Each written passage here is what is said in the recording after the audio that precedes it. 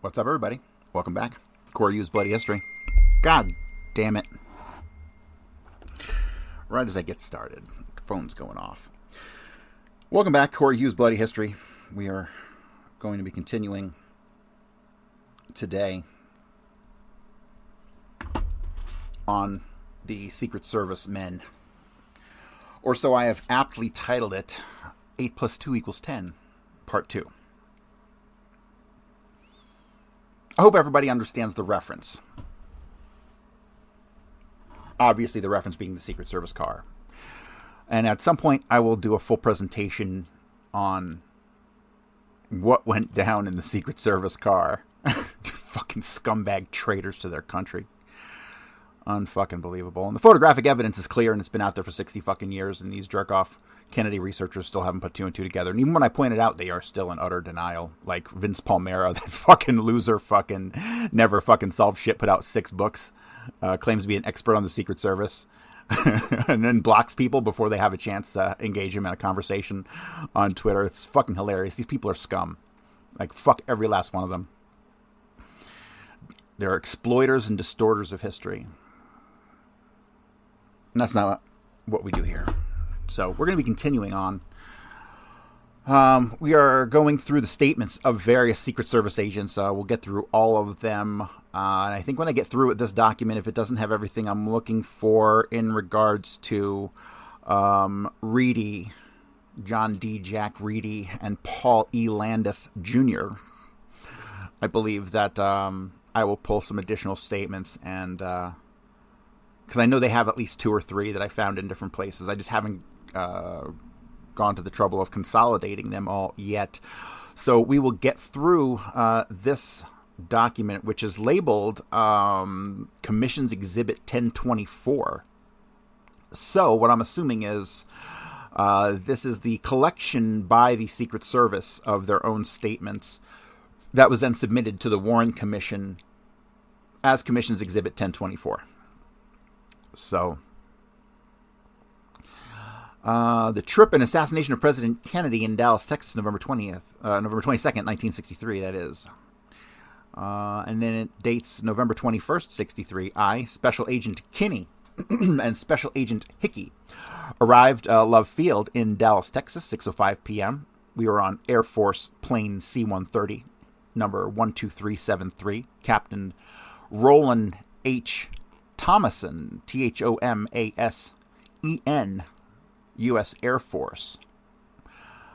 On board this cargo craft was the President's limousine, 100X, and Secret Service car, 679X.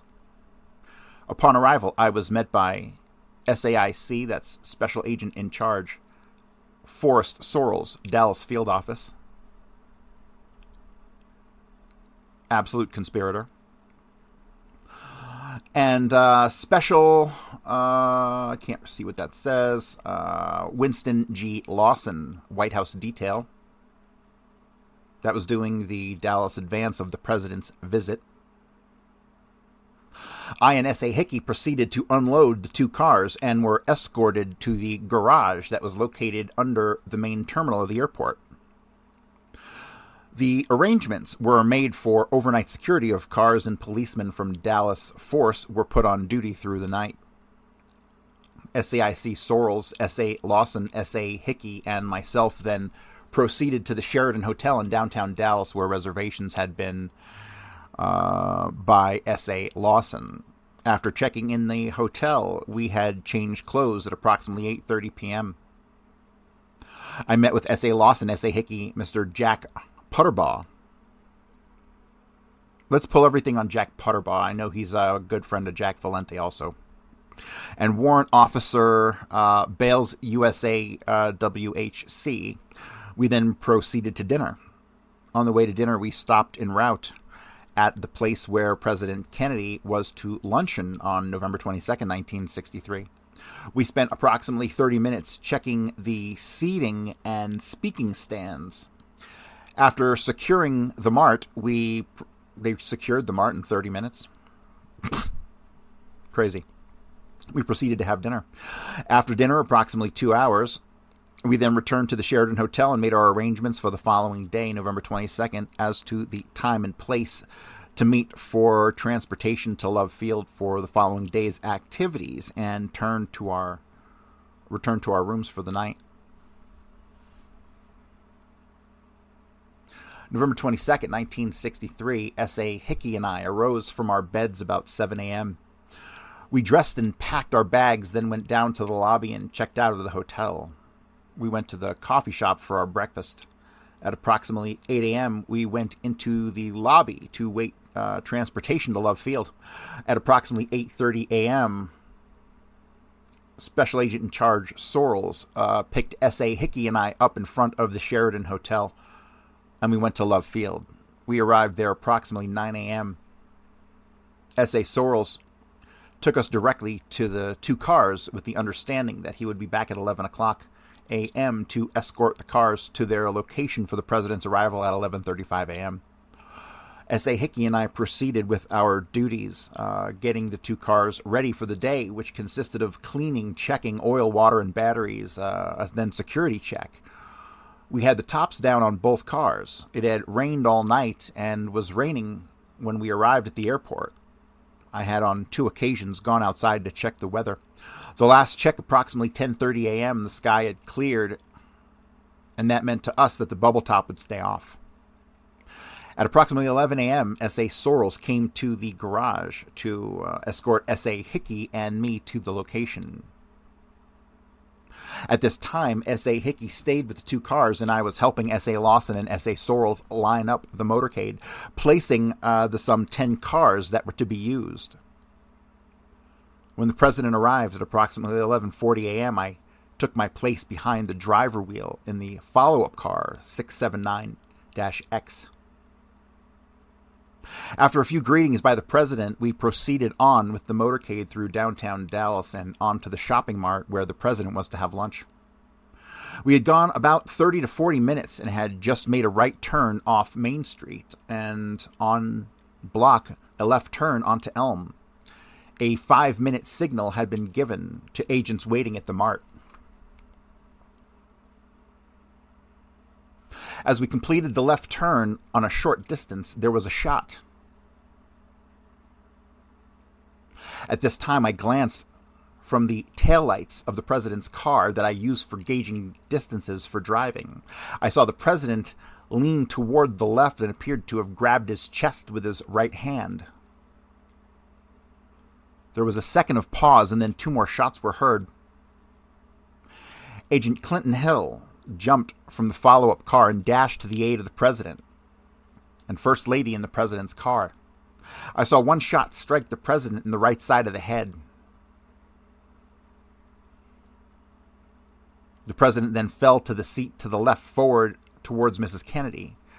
At this time, I stepped on the siren and gas pedal at the same time. Agent Greer, driving the president's car, did the same.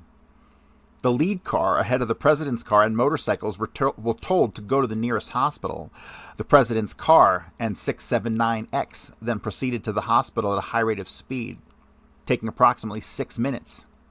Upon arrival, I jumped from my car and ran to the right rear of the president's car, where I assisted in removing Governor Connolly and the president. After all had been removed from the president's car, I opened the trunk of the car and put on the bubble top and a canvas cover. This took approximately 20 to 30 minutes. I asked for a motorcycle to escort the president's car and 679X back to Love Field. We left promptly, not stopping en route to Love Field.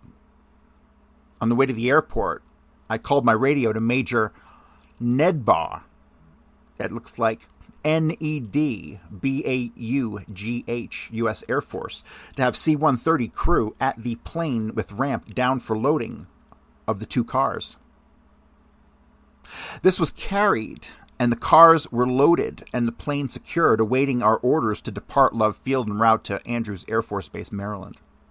The plane departed Love Field at 3:35 p.m. We arrived Andrews Air Force Base at 8:05 p.m.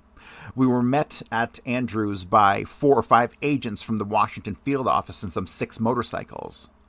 We were then escorted nonstop to the White House garage.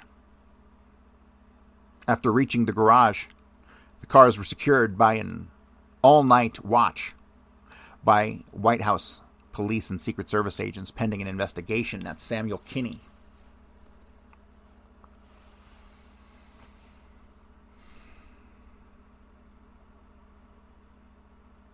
All right.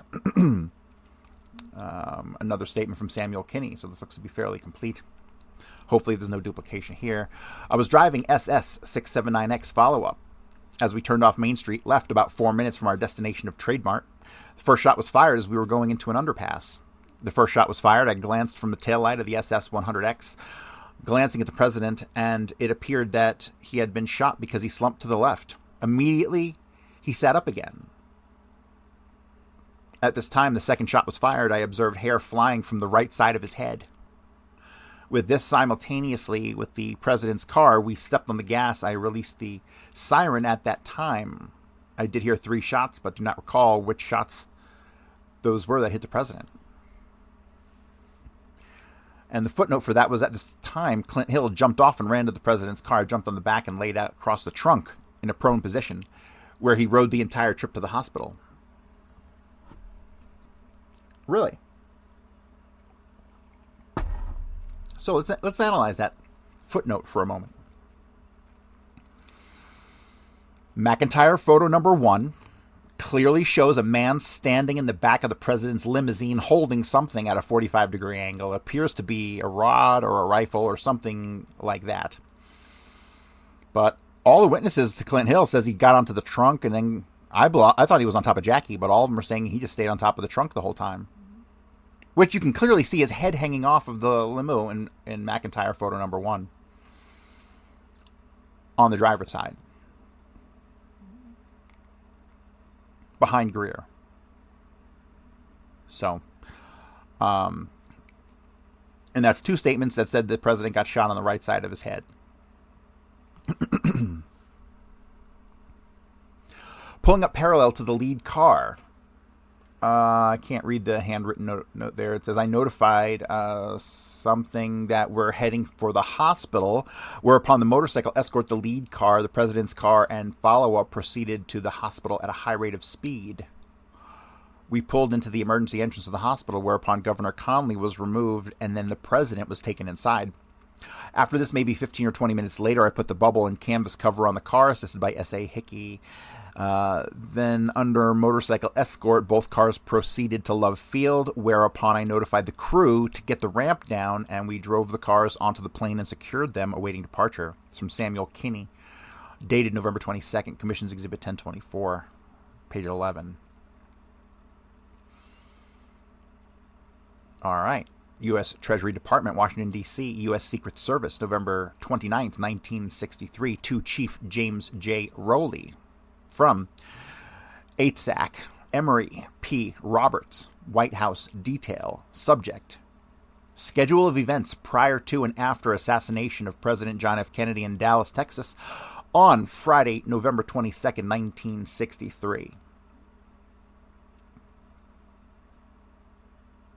11:25 a.m., the President and Mrs. Kennedy, with members of the presidential party, departed Carswell Air Force Base, Texas, via USAF 26,000 jet, also known as Air Force One, en route to Love Field, Dallas, Texas.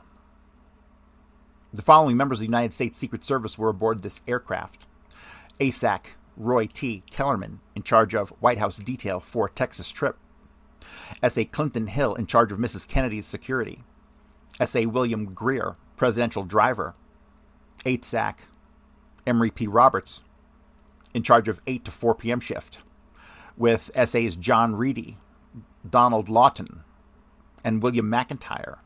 S.A. John O'Leary was also aboard Air Force One. Special Agent Glenn Bennett of the 8 a.m. to 4 p.m. shift arrived Dallas, Texas, aboard USAF 6970.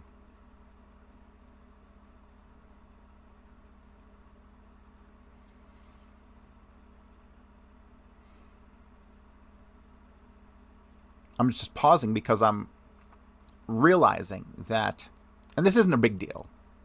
I mean, we don't know, but you have Air Force One, Air Force Two, fly in. Most people just really think of those, but we don't really think of the guys who were in Secret Service who came in and worked the 4 o'clock shift, right? Because these guys were on a regular, 8-hour shift like everybody else. They weren't working 10, 12-hour shifts. No, they were working 8-hour shifts. And the guys who weren't there in the morning, who were on the route with the president, flew in from Washington to be there for their shift at 4 o'clock. Makes you wonder how many other planes, Air Force planes, C-130 cargo planes, how many of them flew in associated with the Secret Service that day, and what is the relevance of that, if any?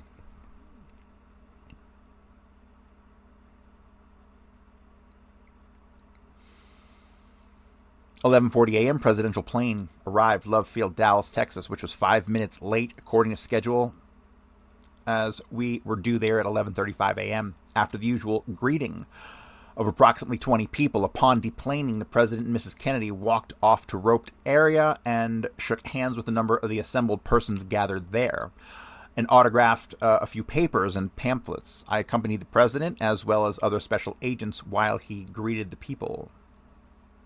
The President and Mrs. Kennedy returned to their car. 11:55 a.m., the President, right rear seat. Mrs. Kennedy, left rear seat. Governor John Connally of Texas, right jump seat. Mrs. Connally, left jump seat. ASAC Roy T. Kellerman, front seat, with S.A. William Greer driving. SS Car 100X, top removed, departed Love Field. S.A. Donald Lawton of 8 a.m. to 4 p.m. shift remained at Love Field with S.A. Warner and Ribka to set up security for the President's departure for Bergstrom Air Force Base, Austin, Texas. Presidential aircraft was due to depart Dallas 2:35 p.m. Ribka, if I'm not mistaken, was the Secret Service agent who was ordered off of the car. If I'm not mistaken, the follow-up car. But how does that make any sense? So we know that the Secret Service car had a guy that was waved off. Let's pull up that footage, because it's pretty common. Everyone's seen it, and everyone's like, oh, what's the big deal? Oh my God, holy shit, he's waving him off. Well, now that I think about it, like, how many fucking people were on that goddamn car? There were 10. There were 10 people on the Secret Service car. How many people were on the President's car? No Secret Service agents. 0. Was he being ordered off of the Secret Service car or the President's limousine? Either way, it makes sense. To me, it's a non-starter. Just saying. S.A. Donald Lawton of 8 a.m. to 4 p.m. shift remained at Love Field with S.A. Warner and Ribka to set up security for the President's departure for Bergstrom Air Force Base, Austin, Texas. Presidential aircraft due to depart 2:35. Following persons departed Love Field in Secret Service follow-up car 679X and were located in and on running boards as follows. 8SAC Emery Roberts, front seat operating radio. S.A. Samuel Kinney driving, did an excellent job, in parentheses. Mr. Kenny O'Donnell, appointment secretary to the President, left jump seat. Mr. Dave Powers, presidential aide, right jump seat. S.A. Glenn Bennett, left rear seat. S.A. George Hickey, right rear seat, manning an AR-15 rifle. S.A. Clinton Hill, left running board, front. S.A. William McIntyre, left running board, behind Hill. John D. Reedy, right running board, front. S.A. Paul Landis, right running board, behind Reedy. Yes, I have no problems with any of this. This is 100% accurate. Ba-dum-bum. Next comes the fact that 2 of these guys get out, right? That we'll get to. I don't know if any of these fucking guys even mention this in their statements. It would not be to their benefit to mention any of that shit in their statements, that anybody got out of the car.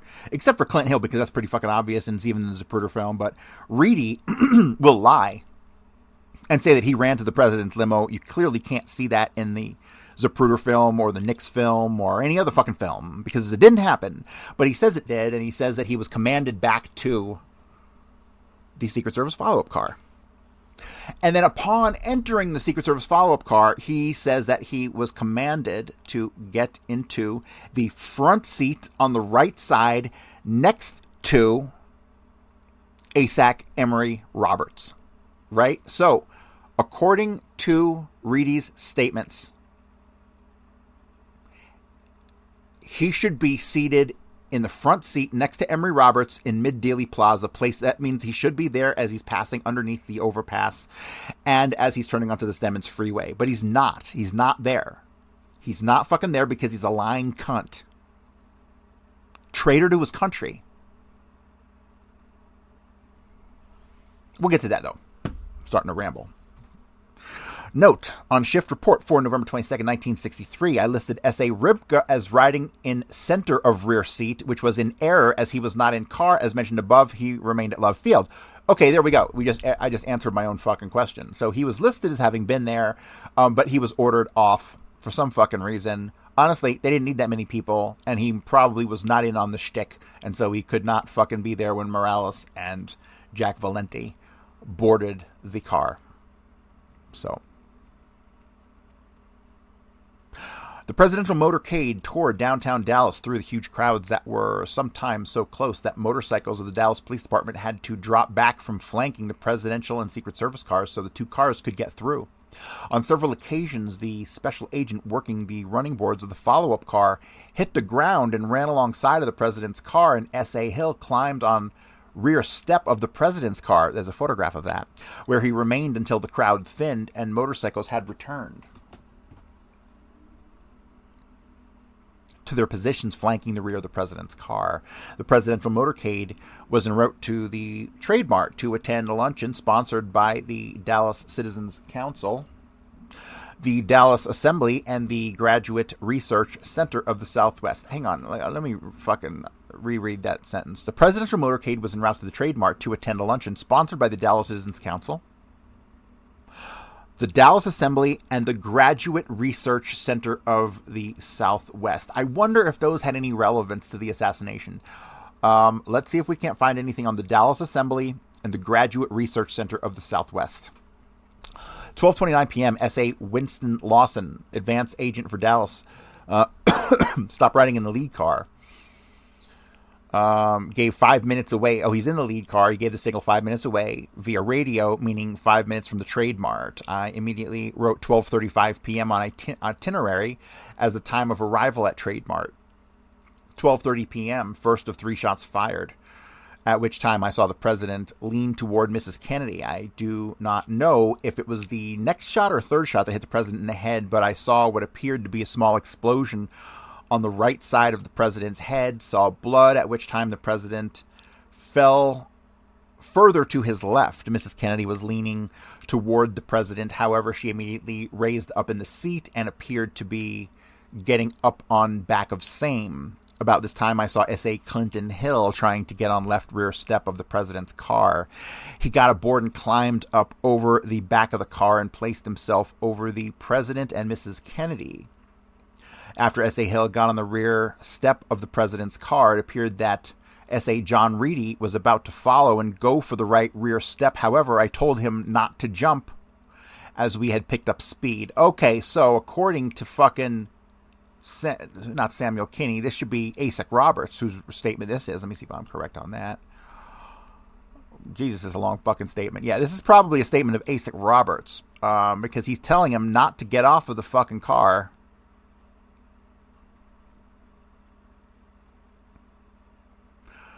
He's telling him not to get off of the car because it was picking up speed. So he was going to go, but see, this sounds like a story made up after the fact. Or did he read his fucking mind? Or did he tell him he was going to go? Or it doesn't make any sense to me at all. It is estimated that we were traveling approximately, and he doesn't mention where Reedy goes after that. You notice that, right? After S.A. Hill got on the rear of the president's car, it appeared that S.A. John Reedy was about to follow and go for the right rear step. However, I told him not to jump as we had picked up speed, and I was afraid he could not make it. Then it goes to, it is estimated we were traveling 15 to 20 miles per hour at the time of the shooting. It is believed that the follow-up car was approximately 20 to 25 feet behind the president's car. Well, that's clearly a lie. They were going much slower than that. The crowd was very sparse. In fact, only a few people were along the motorcade route at the time of the shooting. That's semi-true, I guess. Depends on who you ask. Just after the third shot was fired, I picked up the car radio and said, "Halfback," code name for SS follow-up car, "to Lawson. The president has been hit. Escort us to nearest hospital, fast but at a safe speed." I repeated the message requesting to be cautious, meaning the speed. I had in mind Vice President Johnson's safety as well as the president's if he was not already dead. The vice president's car was approximately 1/2 block behind the Secret Service car at the time of the shooting, and some of us waved for it to close in closer to the Secret Service car. The vice president's car quickly closed the gap. When I turned around to wave the vice president's car to come closer at the same time, trying to determine where shots had come from, I said, pointing to S.A. McIntyre, "They got him. They got him." Continuing, I said, "You," meaning McIntyre, "and Bennett take over Johnson as soon as we stop," meaning the hospital. I turned around a couple times just after the shooting, and I saw that some of the special agents had their guns drawn. I know I drew mine and saw S.A. Hickey in the rear seat with the AR-15 and asked him to be careful with it. 12:34 p.m., presidential motorcade arrived at Parkland Hospital. I did not look at my watch. However, I overheard someone at the hospital say it took 4 minutes to get there. Upon arrival at Parkland Hospital, I immediately ran to President Kennedy. Mrs. Kennedy was lying over him. I said to Mrs. Kennedy to let us get to the president. She said in effect that she was not going to move. I got one look at the president's head and remarked to Asa Kellerman, "You stay with the president. I am taking some of my men for Johnson." S.A.'s McIntyre and Bennett were already with the vice president, having joined SAIC Rufus Youngblood and other special agents assigned to the vice president, and the vice president arrived at the hospital. The first thing we did was request a room for the vice president after getting the vice president and Mrs. Johnson in a room at the hospital. I said in effect to the vice president, in the presence of Mrs. Johnson, Mr. Cliff Carter, executive assistant to the vice president, and SAIC Youngblood, as well as others, that I did not think the president could make it and suggested we get out of Dallas as soon as possible. We, SAIC Youngblood and myself, suggested that he, vice president, think it over as he would have to be sworn in. I suggested that we leave Dallas via Air Force One, and SAIC Youngblood agreed and suggested that we return to the White House. Youngblood can give more details as I left the vice president from time to time. Once to get Mr. Kenneth O'Donnell, as the vice president did not want to leave Dallas without permission or suggestion from someone on the president's staff. I located Mr. O'Donnell in hallway near room where President Kennedy was. While trying to locate Mr. O'Donnell for vice president, I came across ASAC Roy Kellerman, who was assisting someone to fill in president's blood type on card. I remarked that it was the same as mine, blood group O, Rh positive. Kellerman had card in his hand, which he got from his wallet with the president's blood type. At this time, I explained to Mr. Kellerman that the vice president would probably leave for Washington very soon to board Air Force One. I returned with Mr. O'Donnell to the vice president, and while Mr. O'Donnell and the vice president were talking, I mentioned to ASAC Johns to check if the car, the president's, was impounded. I know that the word evidence was used. SAIC Johns left immediately. Shortly after arrival at the Parkland Hospital, I asked CWO Ira Gearhart, White House Communications Agency, courier for the president, to step into the room next to the vice president and stay with him. One of the special agents assigned to Vice President Johnson called the airport and requested the presidential plane to stand by to take Vice President Johnson to Washington, D.C. I contacted the White House signal board and advised them to cancel all the other stops that had been planned for the president. I saw S.A. Richard Johnson, 4 to 12 shift, in hallway and asked him to augment the vice presidential detail, which he did. I'd made arrangements with the Dallas police in front of the Parkland Hospital to have an unmarked police car for the vice president and 2 other cars for other passengers and Secret Service to take the vice president and Mrs. Johnson to the airport. S.A. Lem Johns double-checked this. I left Vice President Johnson a second time to request of Mrs. Johnson, and she had stated that she would like to see Mrs. Kennedy. After inquiry of an agent in hallway, I located Mrs. Kennedy and asked her if it would be all right if Mrs. Johnson came to see her, to which she replied yes. I returned to the room where the vice president and Mrs. Johnson were and told Mrs. Johnson. Mrs. Johnson followed me with 2 special agents accompanying her. Mrs. Johnson spent the very short time with Mrs. Kennedy, who was sitting in a chair outside the room where the president was. I returned to the room where the vice president was with Mrs. Johnson. I left again, this time upon request of the vice president, to double-check with Mr. Kenneth O'Donnell if it would be okay for the vice president to take Air Force One and return to D.C. I located Mr. O'Donnell in hallway, and he said yes. The vice president was informed that Mr. O'Donnell stated that he could leave. The vice president said, in effect, that he didn't want to leave without the approval of staff member or the Secret Service. At 1:15 p.m., according to my watch, the vice president, in the presence of Mrs. Johnson, Mr. Cliff Carter, SAIC Youngblood, and others, was informed by me that the president was dead. Vice President Johnson said to Mr. Carter to make a note of it, and someone mentioned the time as 1:13 p.m. Mr. Malcolm Kilduff, Assistant Press Secretary to President Kennedy, came into the room about that time, and it was decided that he would not release the death of the president until the now President Johnson had left the hospital.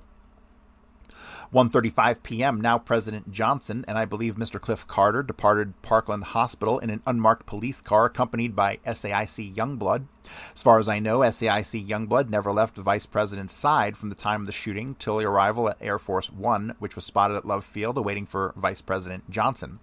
Mrs. Johnson rode in police car directly behind President Johnson, accompanied by Congressman Brooks and SAs Warren Taylor, Jerry Kivett, and Glenn Bennett.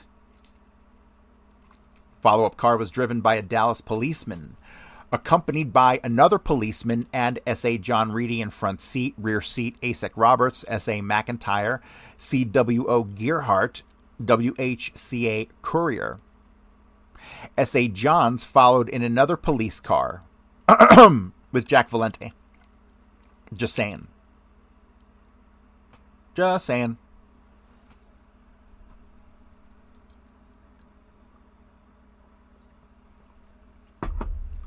1:40 p.m. President and Mrs. Johnson arrived at Love Field and immediately boarded Air Force One. Special agents were posted strategically in and around the aircraft. SAs Lawton and Ribka joined us upon arrival at airport. In effecting security, all blinds on aircraft were immediately drawn. I do not know who requested that this be done. However, I assisted in closing them. We learned that Mrs. Kennedy was en route to Air Force One. However, we could not confirm same. Then we heard that President Kennedy's body was also being brought to the aircraft. I informed Colonel Swindell, aircraft commander, and other members of Air Force One that we would not leave or do anything until we cleared same with SAIC Youngblood, as we had a few too many people aboard U.S. Air Force One. I did ask a couple to get off.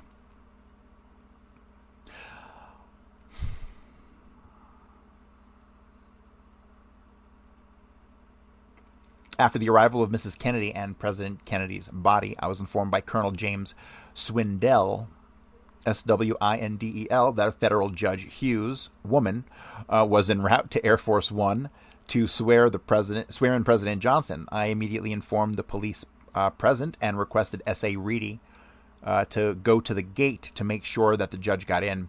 When I saw Judge Hughes coming toward the aircraft, I went to meet her and escort her to the front ramp and cleared her to go aboard, as no one was allowed to get aboard the aircraft unless they were known personally or cleared by Secret Service.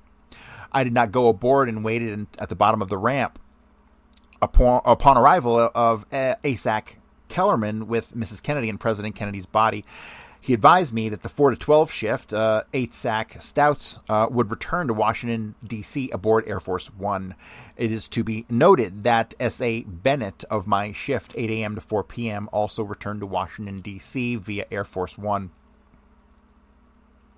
2:40 p.m. approximately, SAIC Gerald A. Bain, B-E-H-N, in charge of White House detail, called Love Field from Washington, D.C. and requested I give him the time that Air Force One departed for Washington, D.C. I advised Mr. Bain that Judge Hughes was aboard swearing in President Johnson and advised Mr. Bain when Judge Hughes departed Air Force One. 2:47 p.m., Air Force One departed for Washington, D.C. with President and Mrs. Johnson, Mrs. Kennedy, and President Kennedy's body. I might mention that I assigned the special agents to the follow-up car, and each knew his assignment. For instance, S.A. Hill was assigned to work left rear president's car where Mrs. Kennedy was sitting. S.A. Reedy was assigned to work the right rear of the president's car. Then S.A. Landis was to work the right front, and S.A. McIntyre was to work the left front, as far as I can remember. S.A. Hill was the only one that had to jump on rear step of the president's car while touring downtown Dallas. However, S.A. Reedy would have done the same thing if motorcycle was not at president's corner of car.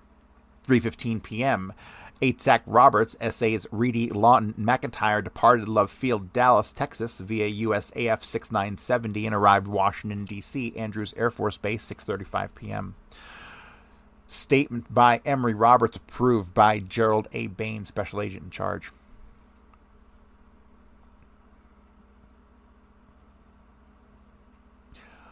Another statement, November 22nd, 1963, from Emory Roberts. At 11:55 a.m. on this date, the President, Mrs. Kennedy, Governor and Mrs. Connolly of Texas, in parentheses it says Kellerman Greer, departed Love Field, Dallas, Texas in SS 100-X, top removed. Follow-up car, Kinney driving, Roberts front seat, jump seat on left side, Ken O'Donnell, jump seat right side, Dave Powers. Rear seat left, Bennett, center Ribka, right rear Hickey. Ribka got booted off, and he stayed at Love Field. Left running board, Hill on the front. And just to reiterate, his presence seemed completely unnecessary, regardless of the fact that all the Secret Service guys were in on it. Left running board, Hill on the front, McIntyre behind him. Right running board, front Reedy, behind him Landis. We'd received a 5 minutes away signal from Lawson in the lead car, meaning 5 minutes from the Trade Mart where the president was going. About a minute later, at 12:30, 2 or 3 shots were fired, at which time I saw the president lean over on Mrs. Kennedy. I knew he was hit just as the first or second shot was fired. Hill ran from follow-up car to president's car, jumped aboard and placed himself over Mrs. Kennedy and the president. Upon seeing the president shot, I radioed Lawson to escort us to the nearest hospital fast, but at a safe speed. During the downtown motorcade, the streets were lined with people. However, in the area the shots rang out, the crowd was very sparse. In fact, only a few people. It is estimated that there were traveling about 20 to 25 miles an hour at the time of the shooting, and it is believed the follow-up car was approximately 25 feet behind the president's car. I could not determine from what direction the shots came, but felt they had come from the right side. I immediately asked everyone on the car to look and see if they could determine where the shots came from. No one seemed to know. Emory Roberts' day of statement.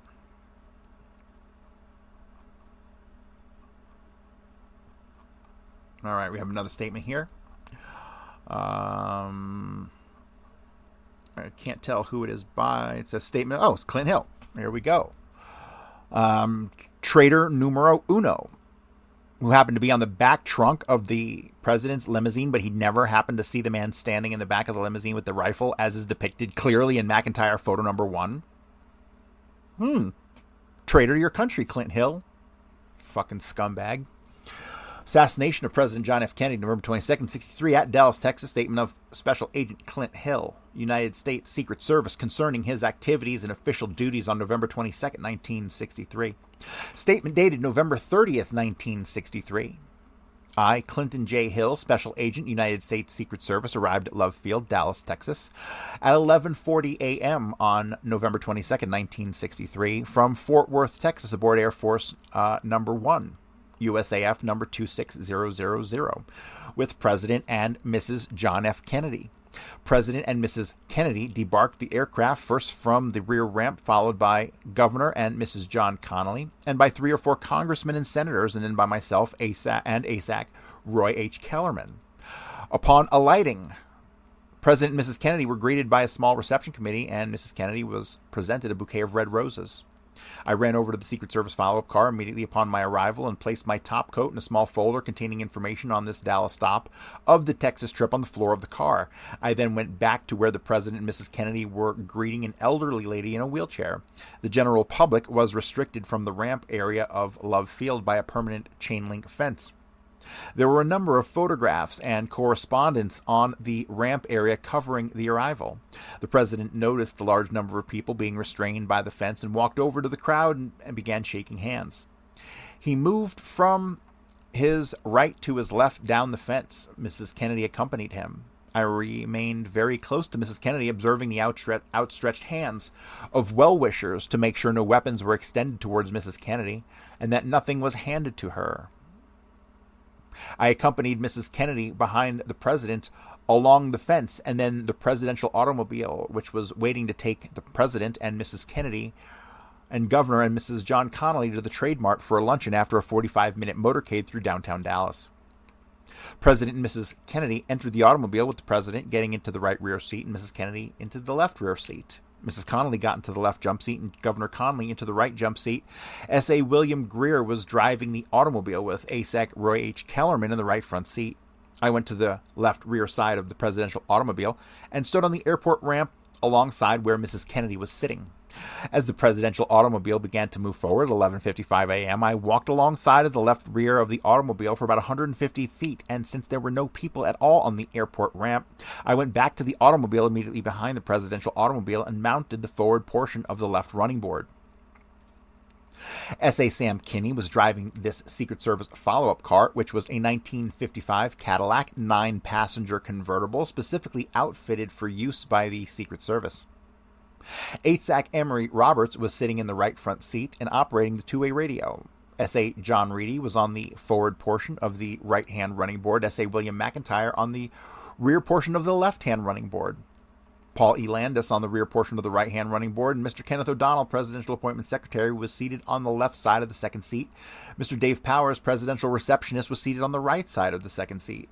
S.A. George Hickey was seated on the left side of the third seat, and S.A. Glenn Bennett was seated on the right side of the third seat. The presidential follow-up car was followed by a 1964 Lincoln four-door convertible occupied by Vice President and Mrs. Lyndon Johnson, Senator Ralph Yarborough, with ASEC Rufus Youngblood in the right front seat. This automobile as followed by a Secret Service follow-up car for the Vice President, and then same automobiles occupied by photographers, correspondents, senators, and congressmen. Preceding the presidential automobile was a Dallas Police Department lead car in which S.A. Winston Lawson of the Secret Service was riding. Police motorcycles preceding the flanked motorcade. There were two police motorcycles on the left side of the President's Secret Service follow-up car running abreast of one another between the automobile and the crowd of people.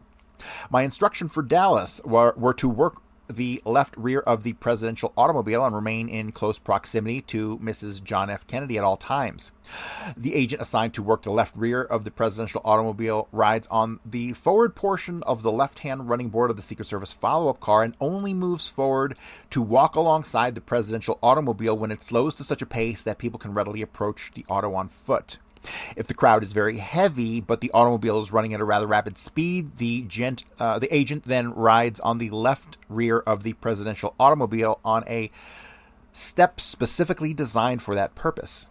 As the motorcade moved from Love Field through downtown Dallas toward the Trade Mart, there were 4 occasions before we reached the end of Main Street where I moved from the forward position of the left running board of the follow-up car to the rear step of the presidential automobile. I did this because the motorcycles that were along the left-hand side of the follow-up car were unable to move up alongside the president's car due to the crowd surging into the street. The motorcycles were forced to drop back, and so I jumped from the follow-up car and mounted the president's car. I remained in this position until the crowd thinned and was away from the president's automobile, allowing the motorcycles to once again move up alongside the automobile. When we approached the end of Main Street, the crowd was noticeably less dense than had been the case prior to that point. The motorcade made a right-hand turn onto Elm Street. I was on the forward portion of the left running board of the follow-up car. The motorcade made a left-hand turn from Elm Street towards an underpass. We were traveling about 12 to 15 miles per hour. On the left-hand side was a grass area, a few people scattered along it, observing the motorcade passing, and I was visually scanning these people when I heard a noise similar to a firecracker. The sound came from my right rear, and I immediately moved my head in that direction. In so doing, my eyes had to cross the presidential automobile, and I saw the president haunch forward and then slump to his left. I jumped from the follow-up car and ran towards the presidential automobile. I heard a second firecracker-type noise, but it had a different sound, like the sound of shooting a revolver into something hard. I saw the president slump more toward his left. I jumped onto the left rear step of the presidential automobile. Mrs. Kennedy shouted, "They've shot his head off," then turned and raised out of her seat as if she were reaching to her right rear toward the back of the car for something that had blown out. That is exactly what she did, because when she got to the hospital, she was still holding onto a piece of bone fucking fragment that she grabbed from the rear of the trunk. She was not trying to escape the vehicle like a bunch of boneheads think. I forced her back into her jump seat and placed my body above President and Mrs. Kennedy. S.A. Greer had, as I jumped onto the presidential automobile, accelerated the presidential automobile forward. I heard Asa Kellerman call S.A. Lawson on the two-way radio and say to the nearest hospital, "Quick." I shouted as loud as I could at the lead car, "To the hospital, to the hospital." As I lay over the top of the back seat, I noticed a portion of the president's head on the right rear seat was missing, and he was bleeding profusely. Part of his brain was gone. I saw part of his skull with hair on it lying in the seat. The time of the shooting was approximately 12:30 p.m. Dallas time. I looked forward to the jump seats and noticed Governor Connolly's chest was covered with blood, and he was slumped to his left and partially covered up by his wife. I had not realized until this point that the governor had been shot. When we arrived at Parkland Memorial Hospital, Dallas, I jumped off the president's automobile, removed my suit coat, and covered the president's head and upper chest with it. I assisted in lifting the president from the rear seat of the automobile onto a wheel-type stretcher and accompanied the president and Mrs. Kennedy into the emergency room. Governor Connolly had been placed in an emergency room across the hall. I exited the emergency room almost immediately because of the large number of doctors and nurses in the room, which was quite small. I asked a nurse standing outside of the emergency room in which the president was lying to please have everyone except those medical staff members necessary leave the emergency ward. She immediately began screening medical staff members. I asked for the nearest telephone. Asa Kellerman exited the emergency room and told me to contact the White House in Washington to keep the line open continually. I asked S.A. Lawson for the telephone number of the Dallas White House switchboard, and he gave it to me. I dialed the Dallas White House operator and told him to connect me with the White House in Washington and to keep this line open continuously. He did so. Asa Kellerman came out of the emergency room again and took the telephone and asked for SAIC Gerald Bain, Secret Service, White House, Washington. This was approximately 12:39 p.m. Kellerman told Bain that there had been a double tragedy, that the president and Governor Connolly had both been shot, and that I would keep him advised. I took over the telephone and told Mr. Bain that the situation was extremely critical. The operator cut into the line and said the Attorney General wanted to talk to me. He asked me what the situation was, and I advised him that the president had been injured very seriously, and I would keep him advised as to his condition. Mr. Kellerman came back out of the emergency room and said, "Clint Hill, Jerry, that this is not for release. It's not official, but the man is dead." Told that to Mr. Bain and then requested that he immediately contacted the Attorney General and other members of the president's family so that he could advise them the situation rather than having hear it over some news media. I then received a request from Mr. O'Donnell to obtain a casket immediately so that we could transport the body back to Washington, D.C. as quickly as possible. I contacted the hospital administrator and asked for the name of the nearest mortuary. He said it would be O'Neill, Inc. O'Neill just happened to be the ambulance that picked up Tippett. Also happened to be the ambulance that picked up fucking Jerry Belknap, the epileptic who had the seizure in Dealey Plaza. Interesting, huh? And those guys all had connections to Jack Ruby, of course. I don't know the relevance here, but it's still a thing nonetheless. I telephoned them and identified myself and requested that they bring the best casket immediately available at the mortuary to the Parkland Memorial Hospital emergency entrance and deliver it to me. The casket arrived in 20 minutes, approximately 4:40 p.m.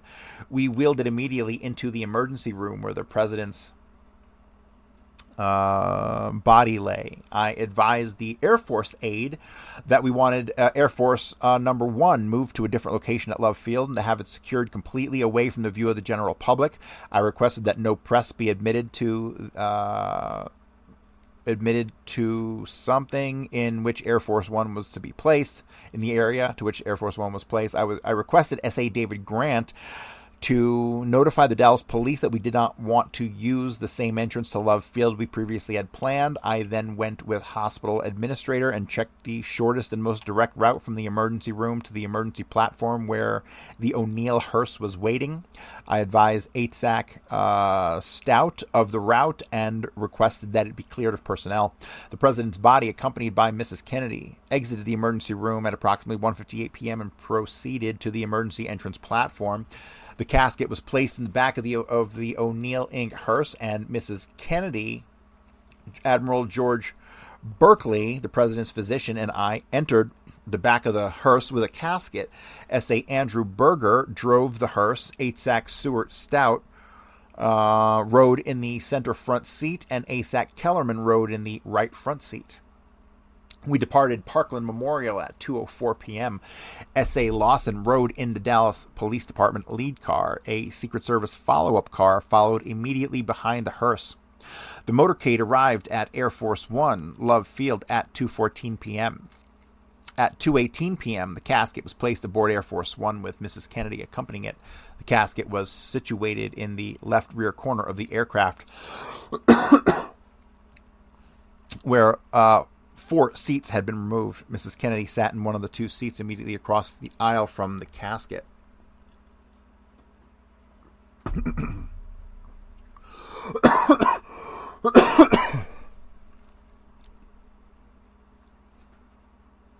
The aircraft could not immediately depart because Vice President Johnson had to be sworn in as 36th President of the United States. And it was necessary to wait for a judge to arrive to do this. All personnel on Air Force One, including Mrs. Kennedy, were requested to witness the swearing-in ceremony, which took place in the presidential compartment of Air Force One at 2:38 p.m. I also attended.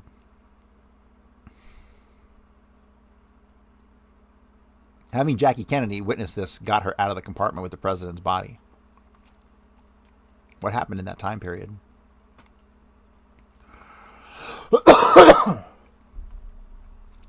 I departed Love Field, Dallas, aboard Air Force One at 2:47 p.m.